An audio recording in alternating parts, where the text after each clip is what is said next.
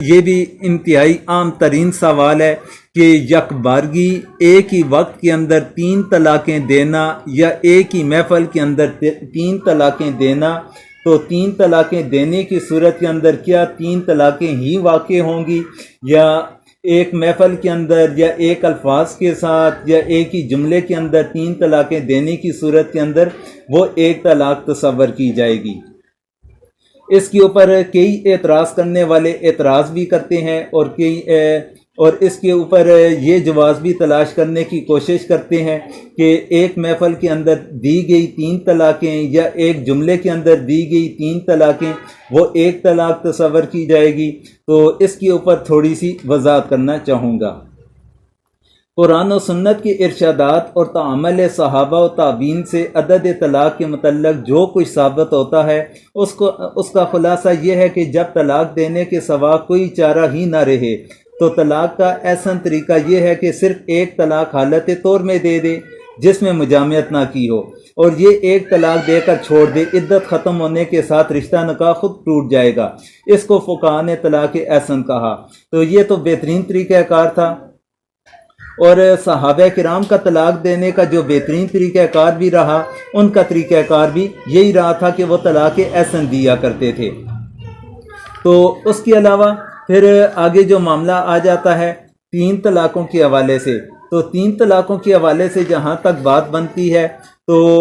3 طلاقوں کا معاملہ یہ ہے کہ حضور اکرم صلی اللہ علیہ وسلم کے زمانے کے اندر بھی کچھ مسائل موجود ہیں، اور اسی طرح صحابہ کرام کے ادوار کے اندر بھی اس طرح کی کچھ مسائل موجود ہیں کہ جس کے اندر حضور اکرم صلی اللہ علیہ وسلم نے 3 طلاقوں کو 3 ہی تصور فرمایا تھا۔ تو پھر اس کے اوپر اس موضوع کے اوپر تو کافی بڑی بڑی کتابیں بھی لکھی جا چکی ہیں، لیکن اختصار کو مد نظر رکھتے ہوئے 1-2 مسائلیں آپ کے سامنے ذکر کرنا چاہوں گا تاکہ اس طرح کے الفاظ یا اس طرح کے پوائنٹ آپ کے ذہن کے اندر ہوں۔ محمود بن لبید کی روایت جو نسائی کے اندر لکھی ہوئی ہے، اس کے اندر مذکور ہے کہ 3 طلاقیں بیک وقت دینے پر حضور اکرم صلی اللہ علیہ وسلم نے انتہائی ناراضگی کا اظہار کیا تھا۔ تو حضور اکرم صلی اللہ علیہ وسلم نے اس وقت انتہائی ناراضگی کا اظہار تو فرمایا تھا، اور پھر 3 کو انہوں نے 1 کے اندر تبدیل نہ کیا تھا بلکہ 3 کو 3 ہی شمار کیا تھا۔ اسی وجہ سے حضور اکرم صلی اللہ علیہ وسلم نے 3 طلاقوں کے اوپر انتہائی ناراضگی کا اظہار فرمایا تھا۔ پھر اسی طرح ایک اور روایت کے اندر مذکور ہے کہ حضرت عویمر رضی اللہ تعالیٰ عنہ کی کہ انہوں نے بیک وقت 3 طلاق دی تھی، تو حضور اکرم صلی اللہ علیہ وسلم نے سخت ناراضگی کے باوجود اس کا نفاذ فرمایا تھا۔ تو اس کے متعلق قاضی ابو بکر بن عربی نے یہ الفاظ بھی نقل کیے کہ حضور نے حضرت عویمر کی 3 طلاقوں کی طرح اس کی بھی 3 طلاقوں کو نافذ فرما دیا تھا۔ ان کے الفاظ یہ ہیں، تو رسول اللہ صلی اللہ علیہ وسلم نے اسے رد نہیں کیا بلکہ اسے نافذ فرما دیا، جیسا کہ عویمر اجلانی کی لعان والی حدیث میں ہے کہ آپ نے ان کی 3 طلاقوں کو نافذ فرما دیا تھا اور رد نہیں کیا تھا۔ اسی طرح صحیح بخاری کے اندر حضرت عائشہ صدیقہ رضی اللہ تعالیٰ عنہ سے روایت ہے کہ ایک آدمی نے اپنی بیوی کو 3 طلاق دی، اس عورت نے دوسری جگہ نکاح کیا تو اس دوسرے شوہر نے بھی اسے طلاق دے دی۔ حضور سے پوچھا گیا کیا یہ عورت پہلے شوہر کے لیے حلال ہے؟ آپ نے فرمایا نہیں، جب تک دوسرا شوہر اس سے ہم بستری کر کے لطف اندوز نہ ہو جائے جس طرح پہلے شوہر نے کیا تھا، اس وقت تک طلاق دینے سے پہلے شوہر کے لیے حلال نہیں ہوگی۔ الفاظ روایت سے ظاہر یہی ہے کہ یہ 3 طلاق بیک وقت دی گئی تھی، اور شروع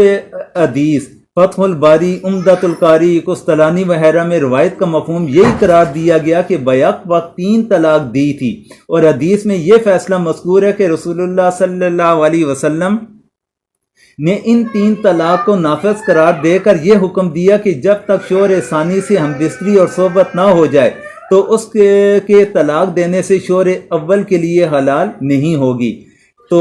یہ 2-3 روایات میں نے آپ کے سامنے ذکر کی تھی، اور اعتراض کرنے والوں کا جو سب سے بڑا ان کے پاس جواز ہے تو وہ یہ کہتے ہیں کہ حضرت عبداللہ بن عباس رضی اللہ تعالیٰ عنہ سے روایت ہے کہ وہ فرماتے ہیں کہ رسول کریم صلی اللہ علیہ وسلم کے زمانے میں حضرت ابو بکر صدیق کے عہد خلافت میں حضرت عمر کی خلافت کے ابتدائی 2 سالوں میں طلاق کا یہ طریقہ تھا کہ 3 طلاقوں کو ایک قرار دیا جاتا تھا۔ تو حضرت عمر نے فرمایا لوگ جلدی کرنے لگے ہیں ایک ایسے معاملے میں جس میں ان کے لیے مہلت تھی، تو مناسب رہے گا ہم اس کو ان پر نافذ کر دیں، تو آپ نے ان پر نافذ کر دیا۔ اب حضرت عمر فاروق رضی اللہ تعالیٰ عنہ کا جہاں تک معاملہ ہے، انہوں نے یہ اعلان فقہائے صحابہ کے مشورے سے صحابہ و تابعین کے مجمع عام میں کیا، کسی نے اس پر انکار یا تردد ذکر نہیں کیا، اور نہ ہی کسی روایت سے ہمیں یہ چیز ملتی ہے کہ کسی صحابی نے اعتراض کیا ہو۔ اسی لیے حافظ الحدیث امام ابن عبد البر مالکی نے اس پر اجماع نقل کیا۔ زرقانی شرح موطا میں یہ الفاظ مذکور ہیں، اور جمہور امت نے 3 طلاقوں کے واقع ہونے پر متفق ہیں، بلکہ ابن البر نے اس پر اجماع نقل کر کے فرمایا کہ اس کا خلاف شاذ ہے جس کی طرف التفات نہیں کیا جائے گا۔ اسی طرح باقی امام نووی جو شرح مسلم شریف کے شارح بھی ہیں، ان کے بھی اسی طرح کے الفاظ ہمیں ملیں گے۔ وہ فرماتے ہیں کہ امام شافعی، امام مالک، امام ابو حنیفہ، امام احمد اور سلف و خلف کے جماہیر علماء نے فرمایا کہ 3 طلاقیں واقع ہو جاتی ہیں، اور اسی طرح امام طحاوی نے شرح مانی الاثار کے اندر بھی اسی طرح کے الفاظ کا ذکر فرمایا۔ تو اب یہ چیز کہ حضرت عبداللہ بن عباس رضی اللہ تعالیٰ عنہ کا یہ فرمانا کہ حضور کے زمانے میں حضرت ابو بکر صدیق کے یا پھر حضرت عمر کے ابتدائی 2 سالوں کے اندر کہ 3 طلاقوں کو ہم ایک طلاق تصور کیا کرتے تھے، پھر اس کے بعد حضرت عمر فاروق رضی اللہ تعالیٰ عنہ کا انہوں نے قول ذکر فرمایا کہ انہوں نے پھر یہ فیصلہ کیا 3 کو 3 ہی ہم قرار دیں گے۔ تو اس کے اوپر پھر فقہائے کرام یہ فرماتے ہیں کہ اس کی بہترین توجیہ یہ کی جا سکتی ہے کہ اس کے اندر ایک بات تو یہ ہے کہ جو وہ 3 دفعہ طلاق جسے حضرت عبداللہ بن عباس نے تعبیر فرمایا کہ 3 طلاقوں کو ایک طلاق تصور کیا کرتے تھے، اس کے اندر ایک نقطہ تو یہ بنتا ہے کہ اس کے اندر جب ایک بندے نے ایک دفعہ طلاق دی، اپنی بیوی کو کہا تجھے طلاق ہے، پھر اس کا ارادہ ایک ہی طلاق کا تھا، اسے بطور تاکید کے لیے